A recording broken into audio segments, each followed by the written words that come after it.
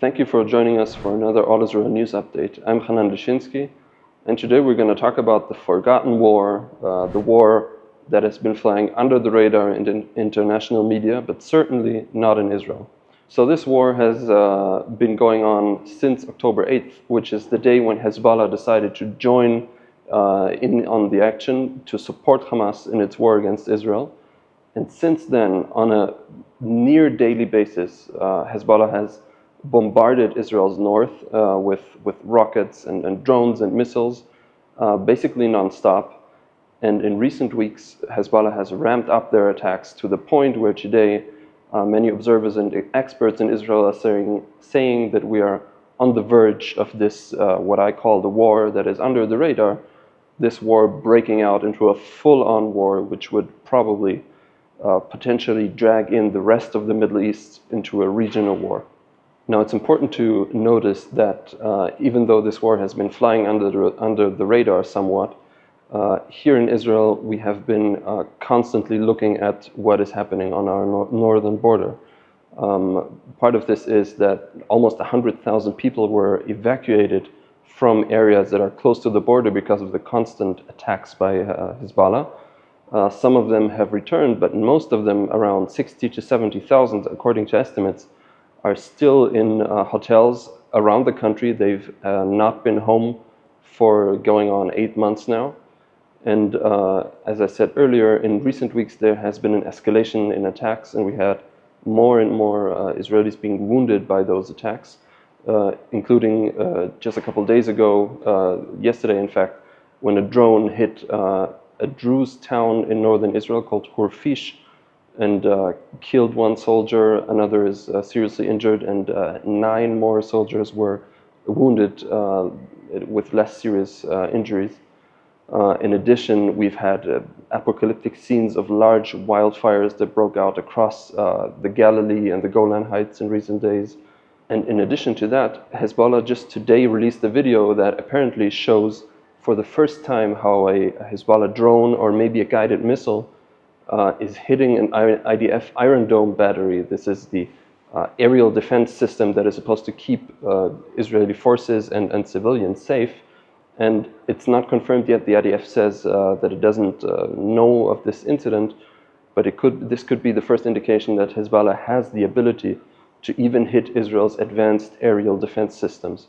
Until now, Israel has responded on a case-to-case basis, on a kind of tit-for-tat. When Hezbollah attacks a certain target, the IDF will usually respond in a certain, almost predetermined way. Sometimes there are even kinds of games, one could call them, where Hezbollah hits a target, say 20 kilometers inside Israel, and then the next day or the following hours, Israel would hit a target that is 20 kilometers inside Lebanon. So Israel, until now, has held back. There has been an effort not to have this escalate into a full-out war.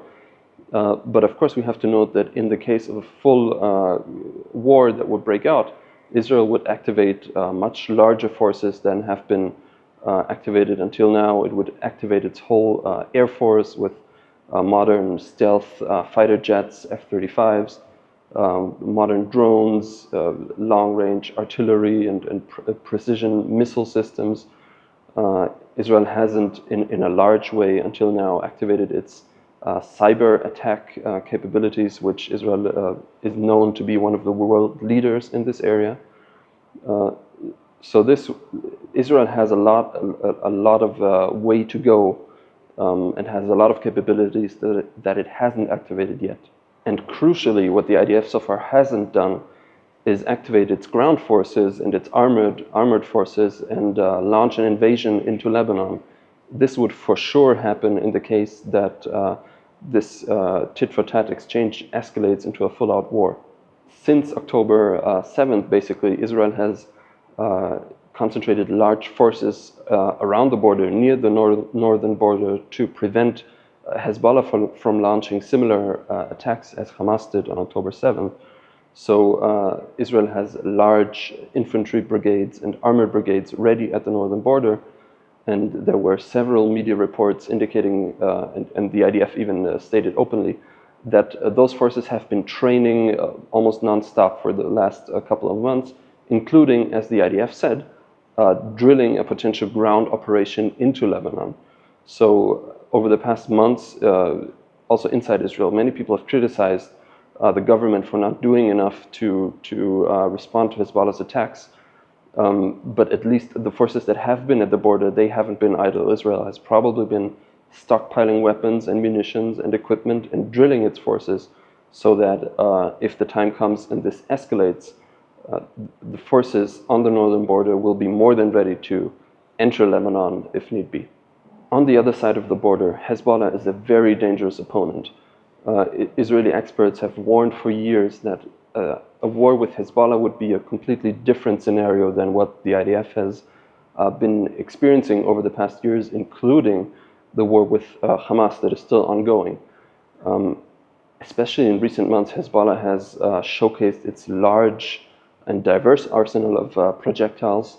They've been firing rockets and then increasingly anti-tank missiles and modern drones at Israeli forces. And what's more, Hezbollah has showed that it has been learning and has been analyzing those attacks. It has increased the attacks that seem to have worked and steadily increased its efficiency. For example, at the beginning of the war, Hezbollah employed a lot of rockets, unguided rockets, that were basically artillery just being shot at an area and aren't very precise. But since then, it has steadily increased its use of modern anti-tank missiles, which can very precisely hit a certain target. And in recent weeks, especially its drone attacks, which Hezbollah has been receiving those drones from Iran and started producing them themselves. And they are very precise and can be very dangerous, as we saw just yesterday when such a drone attack injured 11 people, and one of them died, and another soldier is still in the hospital being treated for severe wounds. Now, in the case that the war escalates and it comes to an open regional war, Hezbollah would probably employ its whole arsenal. And this is, again, something that Israeli military experts have warned for years.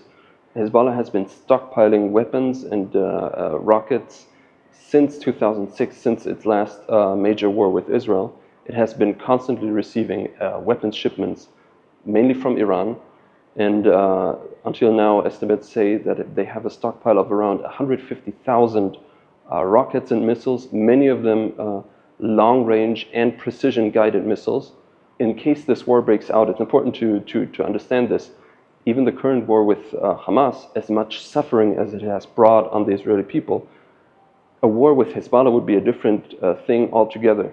This huge arsenal that we talked about, it can hit all of Israel from the north to its south, and with very precise strikes, it is estimated that Hezbollah would concentrate its fire on civilian areas, on populated areas, and also would try to hit strategic targets like air bases, for example, like ports and power plants, highways, and even some have warned the alleged Israeli nuclear facility in Dimona. Nothing is out of the question, and Hezbollah would be able to continue this fire, as we said, with 150,000 rockets, potentially for months or even years, if it would continue to get weapons shipments from Iran, which isn't unlikely.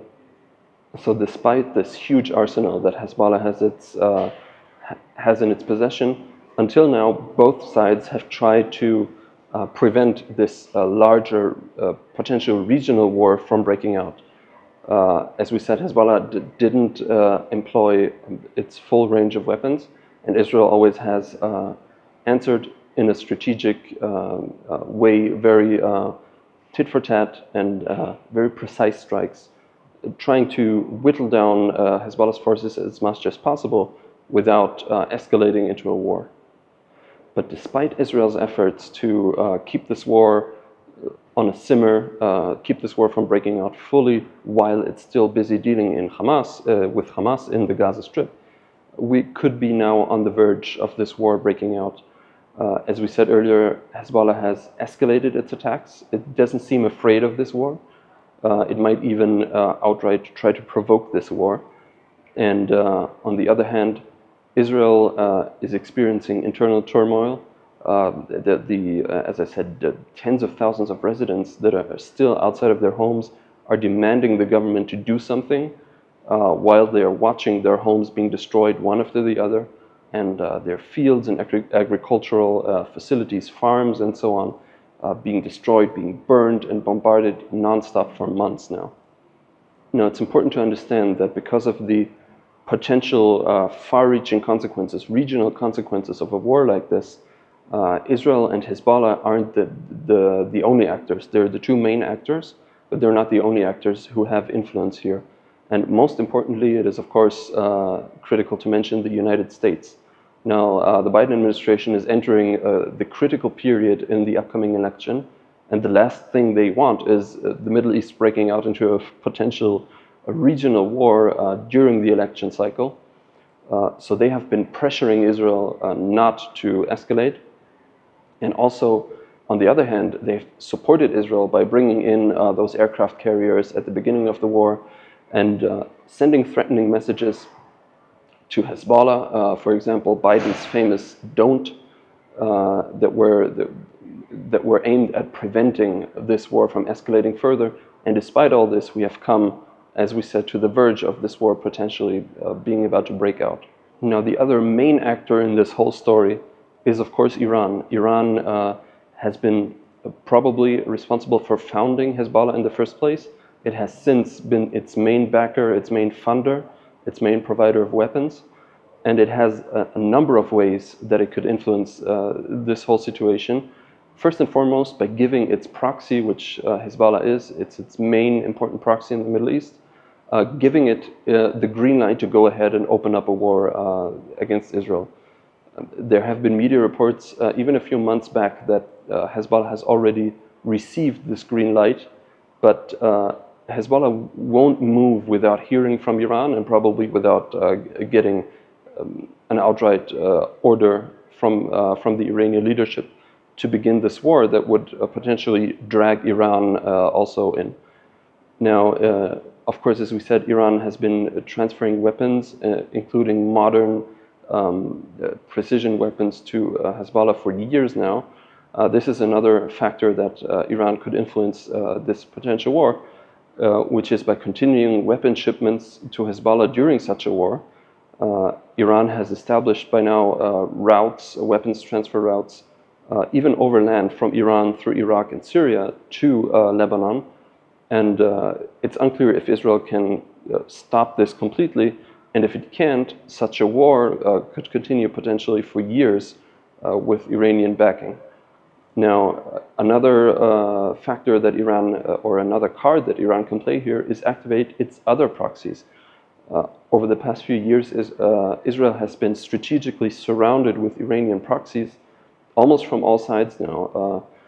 This includes Hezbollah, of course, which is the main crown jewel of Iran's strategic plans. It includes Hamas in the Gaza Strip, as well as Islamic Jihad, another terrorist group inside the Gaza Strip that sometimes gets forgotten. It's also been funded and backed by Iran. This includes Syrian terror groups, including Hezbollah, which opened up branches in Syria. Then the Houthi Yemeni rebel groups from Yemen, which also have been shooting at Israel and could increase their fire. Just a few days ago, they fired another ballistic missile at the southern Israeli city of Eilat, so they're in the picture. Finally, Iran could join in by themselves, or firing directly from Iran at Israel, as we saw also just a few weeks ago with its large-scale attack.